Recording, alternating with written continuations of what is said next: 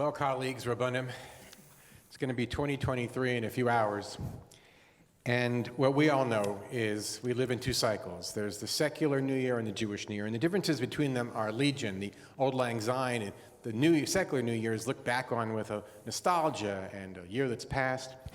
But Jews, for Rosh Hashanah, for our New Year, we celebrate the New Year, the world's birthday, and we face the future, and we focus on the future of how we can behave differently. We pledge to change ourselves, and some of us actually manage to keep up our pledges. It's hard work, though.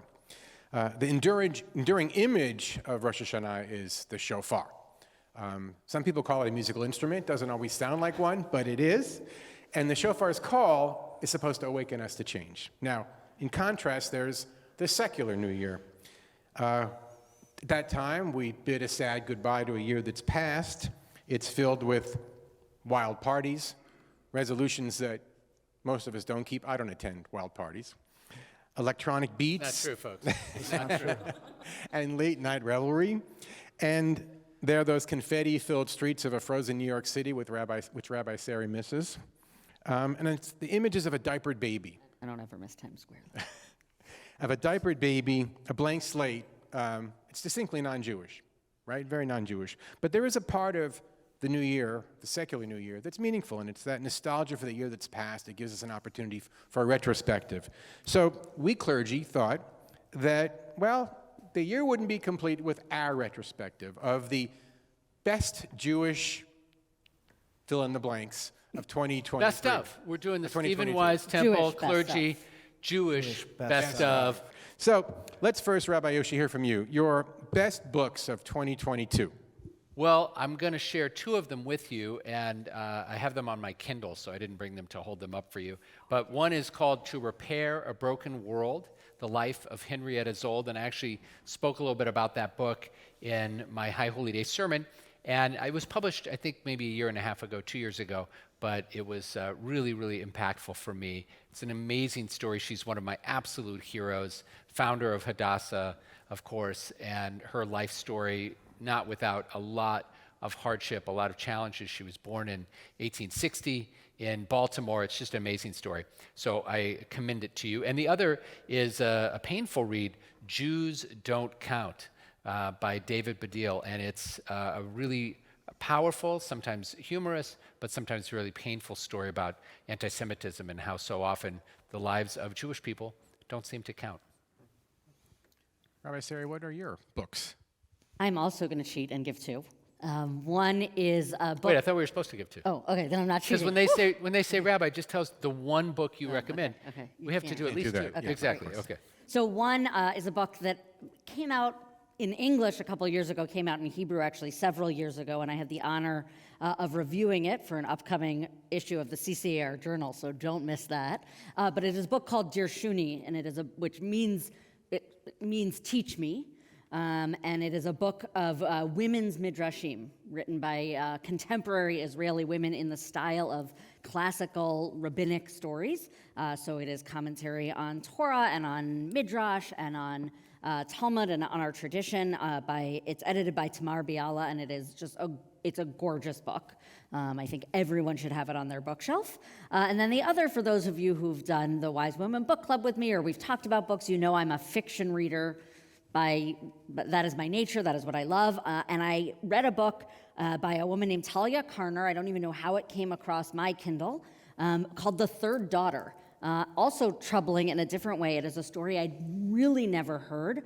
It takes place in 19th century Buenos Aires, and it's about the Jewish sex trafficking trade, which apparently was a thing between Eastern Europe and South America, and I had no idea. And now I kind of want to go out of my comfort zone into the nonfiction and read a little more of that history. Wow. Rabbi Josh. I really do love my book, which I don't think you're going to find on many lists, which is called The Disordered Cosmos, written by Dr. Shonda Prescott Weinstein. She explores it's a book in three stages. First, she explores the wonder that we can only feel at the vastness of the cosmos, but she explores that as a jumping off point for discussing the interplay between science and culture and the broader culture in which we live, and sort of illustrating how some of the societal problems which we know of, problems like sexism and racism and bigotry, sort of find their way into the world of science and academia, and sort of curate scientific discovery as we know it in a way that limits us from realizing what we can as a species. It's a fascinating book and a wonderful journey, and I recommend it to everybody. Oh, my turn. So anyone who knows me knows I do love some pop culture. So we're going to go into some pop culture moments. Tell us a favorite movie or TV show of the last year, something you streamed or maybe even went to the theater to see. So one of the shows that I saw this year that I really enjoyed, Beauty Queen of Jerusalem, an Israeli show. It's on Netflix. And one of the things I really loved about it is it's a window into Sephardic culture at that moment. It goes from the beginning of the Mandate period, actually pre-Mandate period, under Ottoman rule through the Mandate period, and then hopefully there'll be another episode, another season, which I think is coming. And some of it's in Hebrew, most of it's in Hebrew, and some of it's in Ladino, which is really fun. So, and the set pieces and the costume design was really well done, so I'd absolutely recommend it. Well, we actually ventured out into a theater, See? and there were people there. We went to see The Fabelmans, and that's, as you know, Steven Spielberg's not-so-veiled autobiographical movie. Now, I have to admit, honestly, I wasn't that impressed at first. It's kind of like a Jewish E.T. without the extraterrestrial. That is, it's light on content, it's light on complexity, it's heavy on nostalgia and feel-good moments. And don't say that about E.T. It's Spielbergian, I would say, right? And even its painful scenes kind of lean toward the painful light, if you will. But then I read a review, which actually made, I know, who am I to critique Spielberg, but anyway. Then I read He's a actually going review. to come to High Holidays next year and critique your sermon. Oh so boy, it's gonna be fair. that painted The Fabelmans as really Spielberg's response to anti-Semitism. And when I read that and looked at it through that angle, Spielberg is a teenager growing up in Northern California. And the best way to characterize it is to say that Spielberg's attitude was, let them utter their tropes, let them even bully us, and Spielberg got beat up, or at least his character got beat up in the movie. But in the end, we'll do better than they did, and we'll beat them at their own games. And that was, I think, Spielberg's statement and his victory, really, in the way he lived his life and the movies he's made, and who am I to critique such a successful filmmaker? We But- already did. Right, yeah, no, but multiple I'm times. going in the opposite. I'm praising Okay. it now. So I would like to call it, I think, it's the country club hospital response. They won't let us in. We'll build our own. And we'll make it so good that they'll want to join ours. And they'll be knocking on our doors. And I really think that that message, when you look at the Fabelmans through that perspective, you kind of go, huh, food for thought. Thank you. Right, I guess mine is up. Mine is a very recent, well, the book is not recent, but the series is a very, squeaks in for 2022, which is Fleischman is in Trouble, which on its surface, is not necessarily about Judaism, but is the book was deeply Jewish. The author, Taffy Brodesser Ackner, is deeply Jewish. The characters are deeply Jewish, and I think wrestle with that, and that plays out through the series. So Fleischman is in trouble, but I will say that really I'm just waiting because Fauda premieres on January 21st. Yeah. Gotta have that. Well, in addition to all of this pop culture stuff, again, my black hole, my question is there some sort of Jewish text that has enabled you, that has guided you through the past year and gives you some hope for 2023, the year to come? You're looking at me. I am looking at All right. So this is actually my favorite text of all time. In fact, it's on my talit. When I buy a new talit, I put it on, and it's probably going to be on my grave marker when the time comes. Not in a hurry, though. Not in a hurry. We'll get right on it. And I think that this text has become even more compelling as we face the challenges of our world. It comes from Isaiah 58. We read it on Yom Kippur morning. Actually, we don't make it quite to that text, I don't think. But Isaiah turns to the people in Babylon and says, God doesn't want your empty piety. God doesn't want your performative sacrifices.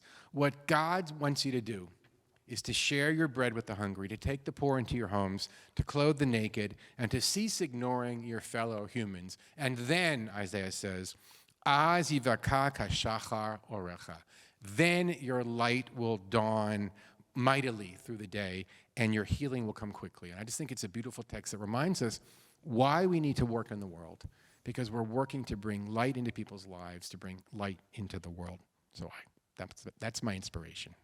Beautiful text. The text that has been with me, probably, I guess I would say since probably April or May, is the words of Rabbi Tarfon. It's not your job to finish the work, but you are correct. Do you just want to sing it? I kind of do. But you're also not free to abandon it. Been singing it for like 40, 50 years. I know, but I didn't know that. Welcome to the party. Thank you. And I think sometimes the world can seem overwhelming and even sometimes seem like it's retreating from progress.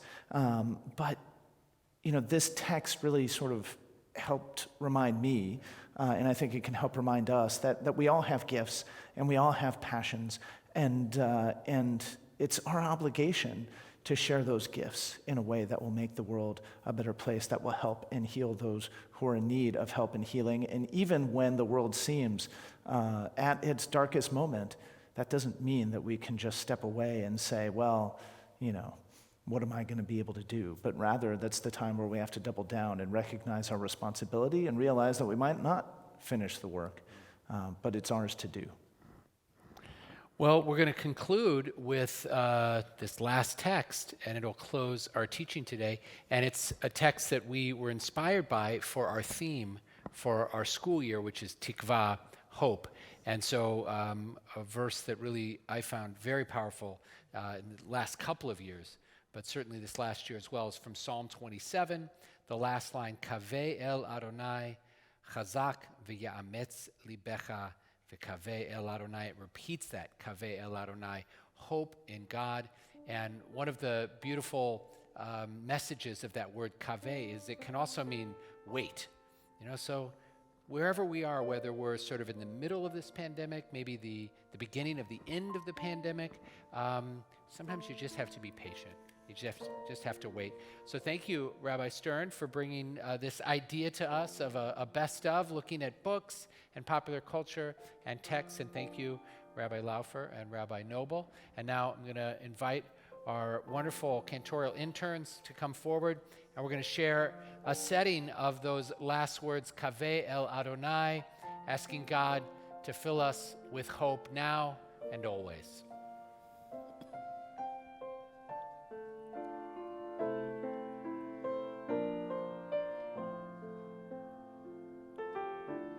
Into darkness I fall. Do you hear my call?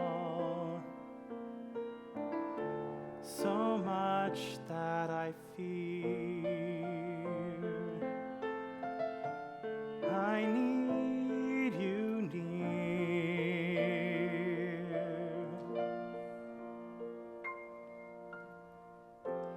Kaveh el Adonai,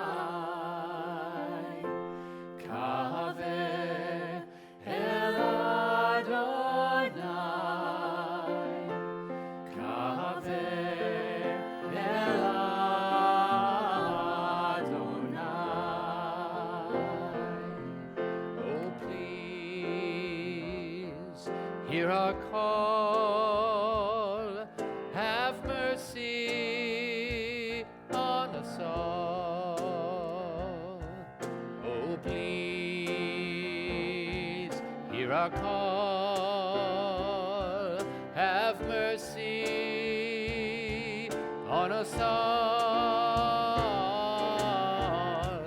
Kaveh el Adonai,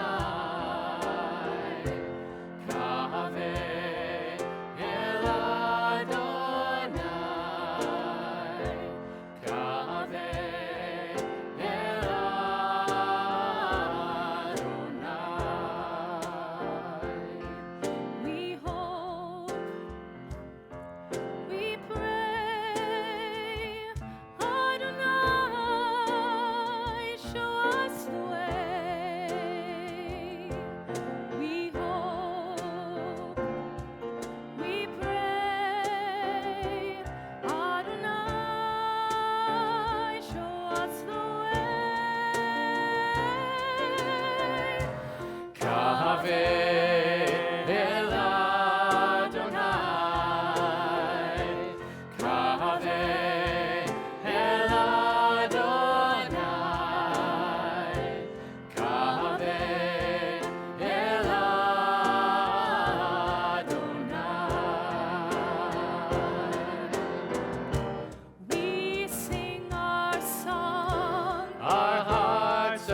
strong.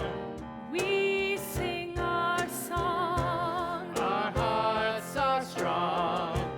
We sing our song. Our hearts are strong.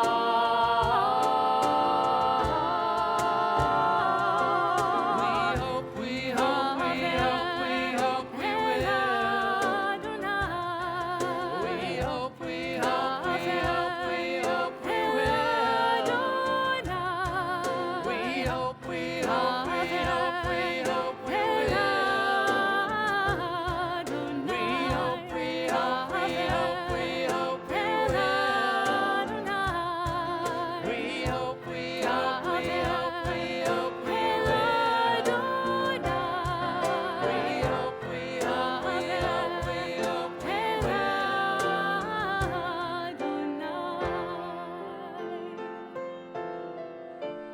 In the dark of the night, together we bring